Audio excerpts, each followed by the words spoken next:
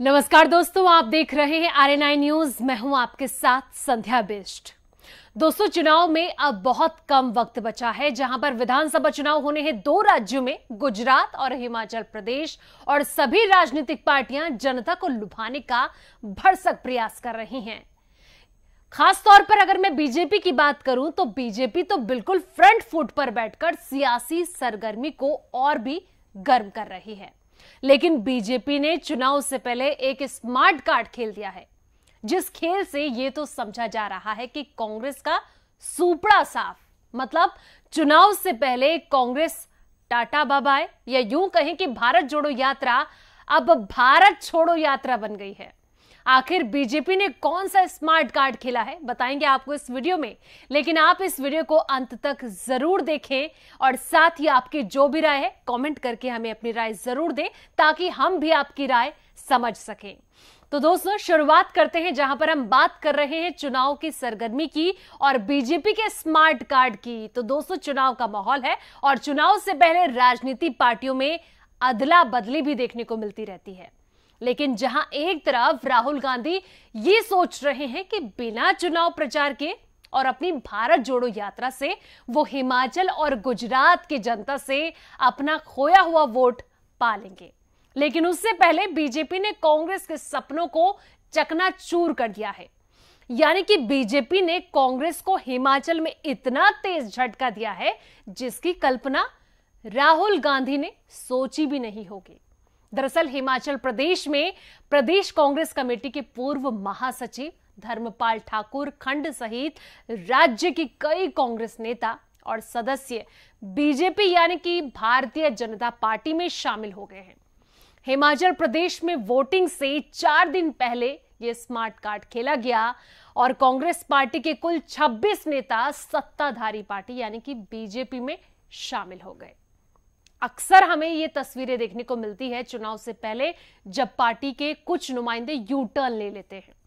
खैर, विधानसभा चुनाव से ठीक पहले जिस तरीके से कांग्रेस के 26 नेताओं का बीजेपी में जाना और कांग्रेस पार्टी के लिए यह एक बड़े झटके के रूप में है।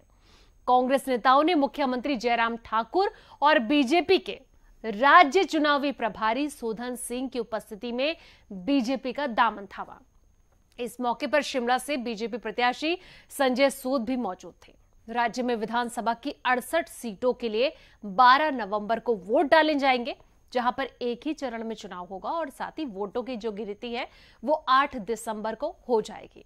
यानी कि नतीजे 8 दिसंबर को डिक्लेयर हो जाएंगे। मतदान से पहले इन नेताओं के पार्टी छोड़ने से कांग्रेस की जो रही सही उम्मीद भी थी वो भी अब खत्म हो गई है। इससे पहले कांग्रेस के वरिष्ठ नेता आनंद शर्मा ने हिमाचल प्रदेश चुनाव के लिए गठित संचालन समिति से इस्तीफा दे दिया था। आनंद शर्मा ने इस पूरे बारे में कांग्रेस अध्यक्ष सोनिया गांधी को पत्र लिखा था। पत्र में आनंद शर्मा ने लिखा था कि 26 अप्रैल को हिमाचल कांग्रेस के स्टीयरिंग कमेटी का प्रमुख बनाने के बावजूद आज तक जो उनकी भूमिका स्पष्ट नहीं हो पाई है। उन्होंने लिखा था कि बीते दिनों दिल्ली और शिमला में हिमाचल चुनाव को लेकर हुई महत्वपूर्ण बैठकों में भी उन्हें आमंत्रित नहीं किया गया। इसे अपमान की बात कहते हुए कांग्रेस के वरिष्ठ नेता आनंद शर्मा ने हिमाचल प्रदेश में अहम पद से इस्तीफा दे दिया था। सोचिए कि कितने बड़े झटके कांग्रेस को एक के बाद एक देखने को मिल रहे हैं। यह इस्तीफा पार्टी के लिए आखिर बहुत बड़ा झटका साबित हुआ था और खास तौर पर शर्मा पहाड़ी राज्य के सियासी हाल को लेकर भी कह रहे हैं कि केवल वह और उनके समर्थक ही भारतीय जनता पार्टी से लड़ सकते थे। खास बात यह है कि बीजेपी के शासन वाले राज्य में कांग्रेस ऐसे समय पर दोबारा तैयार होने की कोशिश कर रही है, जहां आम आदमी पार्टी भी अपनी सक्रियता को बढ़ा रही है। पूर्व केंद्रीय मंत्री और राज्यसभा में कांग्रेस के उपनेता आनंद शर्मा को 26 अप्रैल को हिमाचल प्रदेश में संचालन समिति का अध्यक्ष नियुक्त किया गया था। आनंद शर्मा को हिमाचल प्रदेश के सबसे बड़े नेताओं में माना जाता है, जो कि हालांकि मुख्यमंत्री जयराम ठाकुर ने ट्वीट कर भी बहुत तंज कांग्रेस पार्टी पर कसा है। उन्होंने कहा है कि परिवारवाद अब बदल रहा है। आज शिमला के कांग्रेस पार्टी के पूर्व पदाधिकारियों सहित कई साथियों ने कांग्रेस पार्टी छोड़कर बीजेपी का दामन थाम लिया। बीजेपी परिवार में अब सभी का हार्दिक स्वागत, अभिनंदन। आइए बीजेपी की ऐतिहासिक जीत के लिए एकजुटता के साथ कार्य करें। तो देखिए, उन्होंने पहले ही अपनी जीत वो निश्चित कर ली है, जहां पर जयराम ठाकुर ने एक इस ट्वीट के जरिए भी ये एक बता दिया है।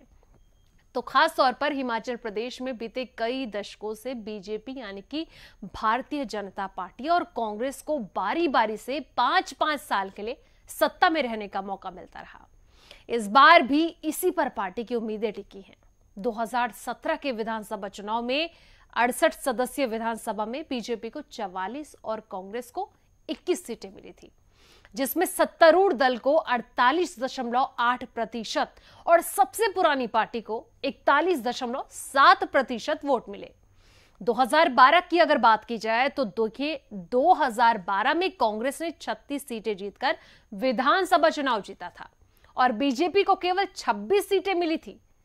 बहरहाल लोकसभा चुनाव भी नजदीक है, 2024 में जो होगा, और उससे पहले जिस तरीके से विधानसभा चुनाव होने हैं, ऐसे में अब ये जो तस्वीर है, तकदीर है, वो लोकसभा के लिए भी देखने को मिल रही है, जहां कांग्रेस के दिग्गज नेताओं के एक के बाद एक पार्टी के पदों से इस्तीफे देने और पार्टी को छोड़ने से अब यह साफ होता जा रहा है कि जल्द ही भारत कांग्रेस मुक्त हो जाएगी।